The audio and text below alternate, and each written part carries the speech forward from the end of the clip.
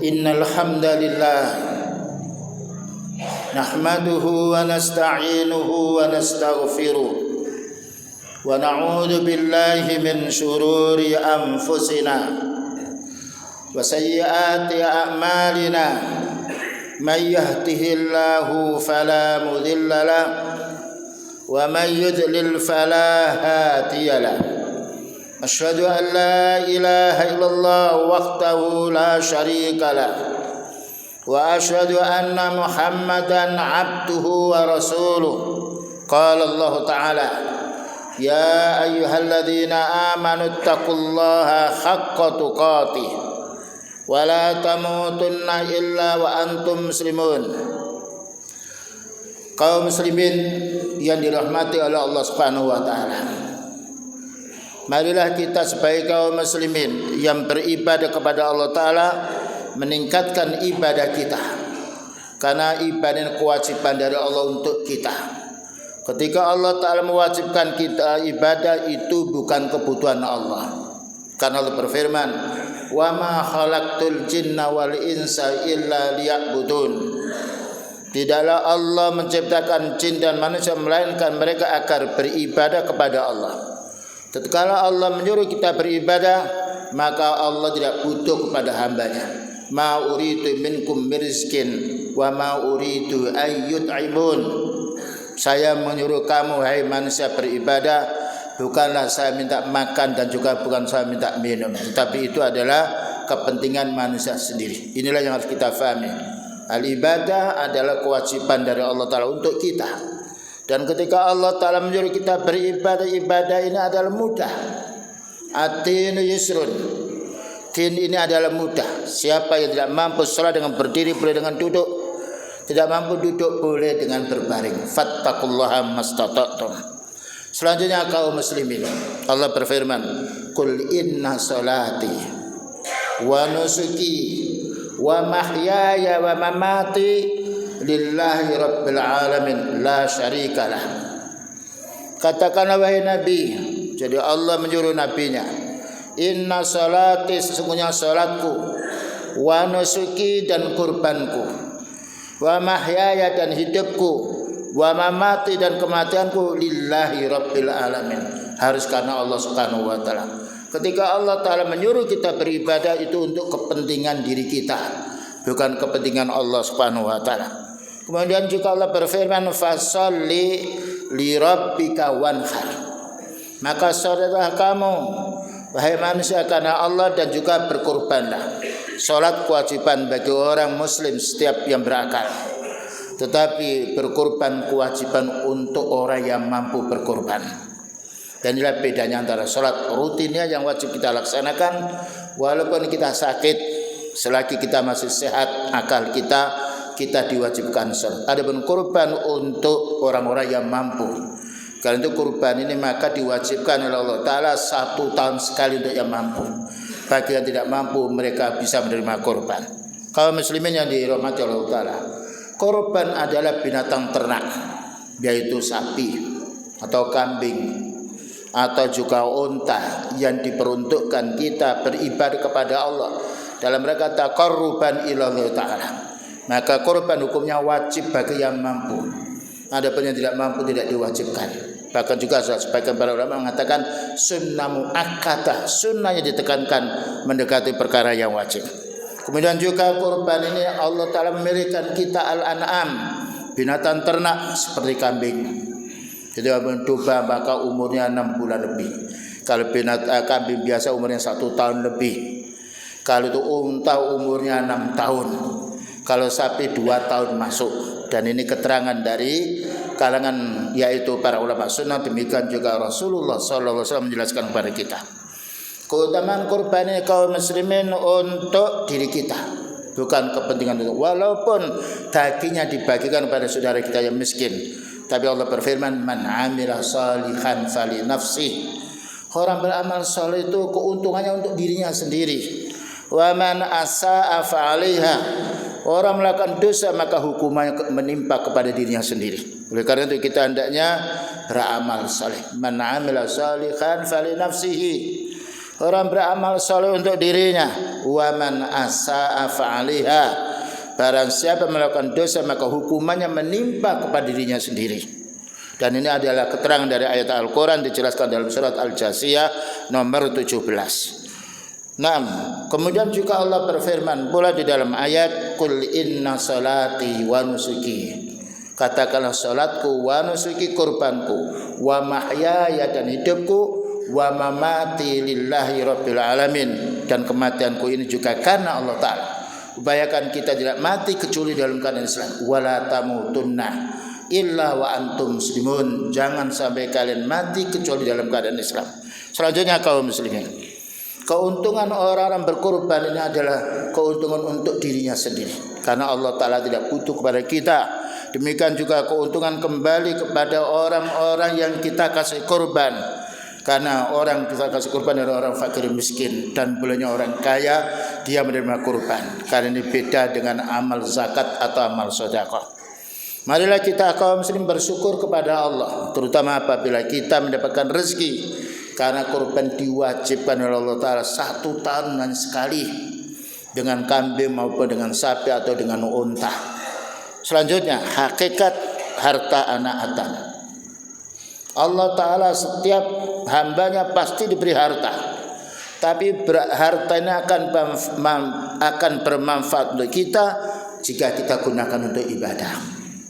Harta yang banyak kalau bukan kita gunakan untuk ibadah, kerugian kita sendiri. Karena beliau bersabda, An Abdullah bin Sikhir radhiyallahu anhu, qala ataitun nabiyya sallallahu alaihi wasallam. Saya pernah datang kepada Nabi beliau, wa huwa yaqulu alhaqumut takasur. Maka beliau membacakan surat At-Takasur, telah melalaikan kamu harta yang banyak itu. Upayakan kita kaum muslimin ketika Allah memberi kita karya harta, infakkan fisabilillah. Karena orang berinfak dia meraih pahala untuk dirinya sendiri. Yaqul ibnu Adam, maka anak Adam berkata, mali, itu harta saya, itu harta dihitung hartanya. Maka beliau mengatakan, wa halaka min mali bani Adama illa ma akalta fa afnaita, wa ma tasaqta fa amdaita, wa ma labista fa ablaita. Sebetulnya kita tidak punya harta. Harta yang betul-betul milik kita yang sejati itu harta yang sudah kita makan masuk ke perut kita, itu harta kita. Yang nomor 2, baju yang kita pakai yang sudah usang itu milik kita. Yang nomor 3, wa ma tasaddaqta fa amdaita. Dan yang kamu sedekahkan yang sudah lewat itu hartamu. Ini macam 3 harta manusia. Yang kita makan milik kita, yang kita buat menutupi aurat kita milik kita, yang kita sedekahkan adalah milik kita. Dan inilah keutamaan orang memiliki harta ketika dia mau berinfak fisabilillah, mencari harta yang halal dan juga membantu keluarganya, membantu anak yatim, membantu orang miskin. Ini harta yang sangat bermanfaat. Karena itu Allah Ta'ala menyuruh kita untuk berinfak, menyuruh Rasulullah SAW menyuruh kita untuk bersedekah, karena orang sedekah untuk dirinya sendiri. Selanjutnya, Rasulullah SAW bersabda dalam satu hadis, yatba'ul mayyita salasatun. Orang meninggal dunia itu akan diikuti 3 perkara. Pertama, fayarji'u sunani, kembali 2 perkara ini. Wa yabqa wahidun, dan akan tetap 1. Yatba'uhu ahluhu wa maluhu, ketika kita meninggal dunia maka kita diantarkan oleh keluarga kita di alam kubur, dan juga hartanya pula tinggal di rumah.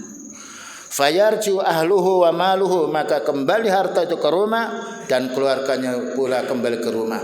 Yang tetap dengan kita adalah wa yabqa amaluhu. Ini pentingnya kita beramal soleh, memperbanyak amal, karena orang beramal soleh, man amila sholihan fali nafsi. Orang beramal soleh itu untuk dirinya sendiri, bukan untuk orang lain. Tidak ada orang bisa mencuri pahala seorang. Tidak ada orang bisa mengambil, yaitu menanggung dosa seorang. Wala taziru waziratu wizra ukhra. Maka orang berbuat dosa tidak bisa menanggung dosanya orang lain. Kemudian juga kaum muslimin, bulan Dzulhijjah adalah pintu keberkahan kita. Dari mulai awal sampai tanggal 10. Maka Allah berfirman, wal fajri walayalin ashr. demi waktu fajar dan 10 hari pada bulan Dzulhijjah. Kemudian beliau mengatakan ma min ayyamin, tidaklah satu hari al-amalus salihu fiha, maka orang beramal saleh pada 10 hari ini baik siangnya maupun malamnya, ahabbu ilallah, itu lebih dicintai oleh Allah Ta'ala min hadhil ayyam, daripada hari-hari yang lain. Upayakan kita kaum muslimin ini sudah masuk bulan Dzulhijjah, bahkan juga mungkin Rabu atau Kamis kita akan menjalankan salat Idul Adha. Ini hari-hari yang sangat mulia. Bagaimana kita memperbanyak takbir, memperbanyak tahmid, bangun untuk salat malam, berzikir, baca Al-Quran, karena hari-hari yang dimuliakan oleh Allah. 10 yang awal dari bulan Dzulhijjah, dan ini hanya 10 awal bulan Dzulhijjah untuk bulan Dzulhijjah. Untuk bulan Ramadan 10 yang akhir dari bulan Ramadan. Ini kesempatan yang baik bagi orang yang ingin beristighfar, karena beliau mengatakan innal hasanati yudhibnas sayyi'at, amalmu yang baik itu bisa menghapus dosa. Selanjutnya, maka para sahabat menanya, walal jihadu ya Rasulullah, bagaimana dengan jihad wahai Nabi? Qala walal jihadu fi sabilillah. Jadi ada orang perang pada bulan yaitu Dzulhijjah ini, dibandingkan dengan orang berinfak beramal saleh, masih mulia orang beramal saleh, karena Allah mengkhususkan 10 hari ini asratu minal ayyami min Dzulhijjah, termasuk amal-amal yang diamalkan oleh para sahabat dan dituntunkan oleh Rasulullah sallallahu alaihi wasallam. Perbanyaklah kaum muslimin kita bersedekah, berinfak, membantu orang yang miskin, membantu orang fakir, dan bagaimana pula kita bisa ingkarul mungkar dan beramal ma'ruf nahi mungkar. Ini amal-amalan yang hendaknya kita lakukan mumpung kita sekarang masih ada sisa, yaitu hari-hari untuk bulan Dzulhijjah ini. Di antara faedah dan keutamaan kita berkorban, tidaklah Allah Ta'ala memerintah kita beramal saleh pasti ada manfaatnya dan tidak ada ruginya. Demikian juga ketika Allah Ta'ala melarang kita, pasti larangan itu jika kita langgar pasti banyak madaratnya. Di antara faedah yang harus kita fahami melaksanakan perintah beliau berkorban ini, layyanallaha luhumuha wala tima'uha walaki yanaluhu taqwa minkum. Tidaklah sampai kepada Allah dagingmu yang kamu kurbankan itu. Ini perlunya kita ikhlaskan Allah. Dan tidaklah sampai Allah Ta'ala darah yang mengalir di binatang yang kamu sembelih itu. Walaki yanaluhu taqwa minkum. Tetapi yang sampai pada Allah kurban kita dan ketakwaan kita, keikhlasan kita. Makanya upayakan kita harus menjauhi ujub, menjauhi sifat riya, menjauhi sifat dipuji oleh orang. Maka sebaiknya kalau kita berkorban, mungkin kita titip kepada orang, dan juga orang yang kita amanatinya adalah orang yang istiqamah, yang amanah, kita korbankan kemudian dibagikan oleh mereka.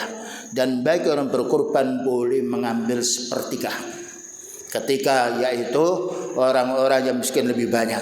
Tetapi kalau yang korban ini sedikit sekali, lebih bagus kita hanya meninggal untuk mengambil daging untuk 3 hari saja, karena manfaat yang lain untuk fuqara masakin. Demikian juga Allah berfirman, dzakadzalika sakhkharaha lakum. Demikian juga Allah menundukkan binatang ternak ini untukmu. Bayangkan sapi begitu besarnya, unta begitu besarnya, dengan mau disembelih, dilus-lus kepalanya dia diam. Dan inilah ketundukan para binatang makhluk Allah Ta'ala, kecuali manusia yang selalu takabur. Naudzubillah min dzalik. Litukabbirullaha ala ma hadakum, supaya kamu bertakbir mengagukan Allah Ta'ala. Makanya kalau kita menyembelih kurban, hendaknya kita bertakbir, Allahu Akbar, Allahu Akbar. Kalau kita menyembelih untuk diri kita, Allahu Akbar, hadza minni, ya Allah ini kurbanku dan kurban untuk keluarga. Hadza minni wa min ailati lam yudhi, ya Allah ini kurbanku dan kurban keluargaku yang belum bisa berkurban. Ini faedahnya berkorban, bisa pahalanya untuk dirinya sendiri, bisa pahalanya untuk menyebar kepada keluarganya. Karena ketika beliau menyembelih kurban, Allahumma hadza minni wa min ailati lam yudhi wa min ummati lam yudhi. Ya Allah ini kurbanku dan kurban keluargaku dan kurban untuk umatku yang tidak bisa berkurban. Ini manfaatnya. Pahala yang bisa mengalir untuk masyarakat adalah pahala yang berupa kurban. Tetapi hendaknya menyebut, ya Allah ini kurbanku, ya Allah ini kurban keluargaku, ya Allah kurban untuk umatku. Dan boleh kita kaum muslimin dalam satu keluarga kita tidak mampu berkurban semuanya, maka kita membeli kambing untuk kemaslahatan semua keluarga saya. Ya Allah, ini kurbanku kambing ini, dan juga kurban umatku. Ini faedahnya orang berkorban. Kemudian juga dijelaskan pula di dalam orang-orang berkorban terkadang berpikir, berarti ini dagingnya untuk orang lain, bukan untuk kita. Ini kesalahan. Kita memberi berharap ridhonya Allah. Kita beri pada orang itu pahalanya lebih besar daripada yang kita berikan pada seorang. Karena man amila salihan fali nafsi, orang beramal soleh untuk dirinya. Selanjutnya juga man amila salihan fali nafsi wa man asaa fa alaiha. Barang siapa beramal soleh untuk diri kita, tidak ada orang bisa mencuri pahala. Tidak ada orang bisa hutang pahala. Justru orang beramal dengan ikhlas karena Allah Ta'ala, mengikuti sunnah beliau, maka akan diterima oleh Allah Subhanahu wa Ta'ala. Sebagaimana Allah berfirman, wa ma rabbuka bidzallamil lil abid. Tidaklah Allah itu berbuat zalim kepada hambanya. Begitu kaum muslimin, khutbah yang pertama yang perlu kami sampaikan, mengingatkan diri kita dan juga kaum muslimin supaya kita berikhtiar, berupaya, tetapi kita tidak boleh hutang, karena kurban kewajiban untuk orang yang mampu. Semoga kita dimudahkan oleh Allah Ta'ala untuk beramal soleh. Aqulu qouli hadza wa astaghfirullah li wa lakum wa lisairil muslimina wal muslimat fastaghfiru innahu huwal ghafurur rahim.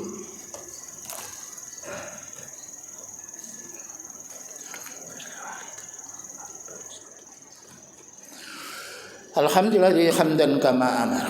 Asyhadu an la ilaha illallah wahdahu la syarika lah wa asyhadu anna Muhammadan abduhu wa rasuluh, amma ba'd. Yang nomor 3, orang kurban hanya berputar 1 tahun sekali. Bukan setiap bulan, setiap hari disuruh kurban, tapi 1 tahun sekali. Dan pahalanya banyak sekali. Karena berkurban termasuk ibadah makhdhah yang Allah perintahkan, fasholli li rabbika wanhar. Salatlah kamu karena Allah. Salat itu amal fisik kita, wanhar dan amal yaitu harta kita. Maka beliau mengatakan wadhkurullaha fi maka Allah berfirman wadhkurullaha fi ayyamin ma'dudat. Berzikirlah kamu kepada Allah pada hari-hari yang ditentukan. Ayyam ma'dudat maknanya pertama 10 Dzulhijjah, kemudian 11, 12, 13 sampai hari tasyrik. Itu adalah waktu berkurban kita. Dan boleh berkurban paling bagusnya pada awalnya dan paling akhirnya yaitu pada ayyamut tasyrik. Dengan syarat ayyamut tasyrik ini tanggal 13 itu maka kurban setelah harus diselesaikan ketika salat asar. Sedangkan setelah asar tidak ada kurban lagi. Selanjutnya keempat, orang berkorban digandakan pahalanya. Ini harus kita berpikir. Satu amal maka Allah mengadakan 10 minimalnya sampai 700 lebih. Maka Allah berfirman, jaa bil hasanati falahu asyru amsaliyah. Siapa yang melakukan kebaikan maka Allah menggandakan 10. 1.000 yang kita infakkan menjadi 10.000. Belum lagi Allah Ta'ala wallahu yudhaifu liman yasha. Allah akan menggandakan yang lebih banyak sekali. Ini keutamaan bagi orang beramal saleh. Karena itu kaum muslimin, kita ini mau meninggal dunia pasti. Tidak mungkin kita akan hidup terus bagaimana sebelum meninggal dunia. Kita beramal saleh karena amal yang kita sudah sedekahkan kepada fuqara masakin dengan ikhlas karena Allah, inilah yang akan diterima oleh Allah Subhanahu wa taala. Wa man jaa bis sayyiati, barang siapa melakukan dosa fala yujza illa mislah, maka tidak akan dibalas oleh Allah kecuali semisal dosa dia. Ini keuntungan orang yang beramal soleh. Digandakan minimal 10 sampai 700. Wallahu yudhaifu liman yasha. Tetapi orang melakukan kejahatan, satu kejahatan dibalas dengan satu kejahatan pula. Wahum la yudlamun, dan mereka tidak akan dirugikan oleh Allah. Beramal soleh ditambahkan pahalanya, melakukan dosa dihukum oleh Allah Ta'ala semisal dosa yang mereka kerjakan. Dan menunjukkan adilnya Allah Ta'ala. Selanjutnya kaum muslimin, wallahu yudhaifu liman yasha wallahu wasi'un alim. Ini untuk penggembira orang yang beramal soleh. Maka Allah menggandakan orang beramal soleh. Dan juga Allah Ta'ala maha luas dan juga maha mengetahui apa yang diamalkan oleh hambanya. Kemudian juga penghapus dosa. Orang berkorban penghapus dosa. Kita sholat menghapus dosa. Inna sholata tanha anil fahsya'i wal munkar. Sesungguhnya salat mencegah perbuatan keji dan mungkar. Apalagi selain salat seperti kurban atau yang lainnya. Innal hasanati yudhibnas sayyi'at. Dzalika dzikra lidzakirin. Sesungguhnya amal-amal yang baik ini akan menghapus dosa. Dan demikian itu adalah peringatan untuk orang yang mau ingat kepada Allah. Lakukan amal yang baik, salat menghapus dosa. Beramal saleh as-sadaqah menghapus dosa pula, kecuali hubungannya dengan manusia. Maka hendaknya kita minta maaf kepada manusia yang kita lakukan kesalahan. Tapi hak Allah Subhanahu wa taala, Allah Maha mengampuni. Wallahu ghafurur rahim. Maka Allah Maha pengampun juga lagi Maha belas kasihan kepada hambanya. Begitulah kaum muslimin beberapa hal yang perlu kita fahami. Waktu untuk kita berkurban masih ada waktu 5 hari lagi.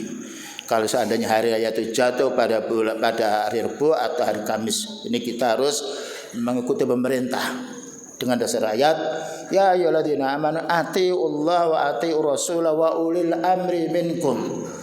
Dan juga al-idani ma'al umara. Itu keterangan dari para ulama. 2 hari raya ini kita harus bersama dengan pemimpin. Tidak boleh kita membuat yaitu sholat sendiri, karena itu tafarruq. Wala tafarraqu wa'tasimu bihablillahi jami'a wala tafarraqu. Berpegang teguhlah kamu dengan tali Allah semuanya dan jangan bersedih. Begitulah kaum muslimin perkara yang harus kita fahami. Semoga kita dimudahkan oleh Allah Ta'ala untuk mengeluarkan harta yang itu untuk kepentingan kita sendiri dan juga menjadi sebab orang itu mendapatkan rahmat di dunia maupun di akhirat. Akhirnya kita mohon kepada Allah Ta'ala, Rabbana hab lana min azwajina wa dzurriyyatina qurrata a'yun waj'alna lil muttaqina imama. Rabbana ighfir lana dzunubana wa tsabbit aqdamana wansurna 'alal qaumil kafirin. Rabbi habli minas solihin. Rabbi habli min ladunka dzurriyyatan thayyibah innaka sami'ud du'a. Rabbana atina fid dunya hasanah wa fil akhirati hasanah wa qina adzabannar walhamdulillahi rabbil alamin.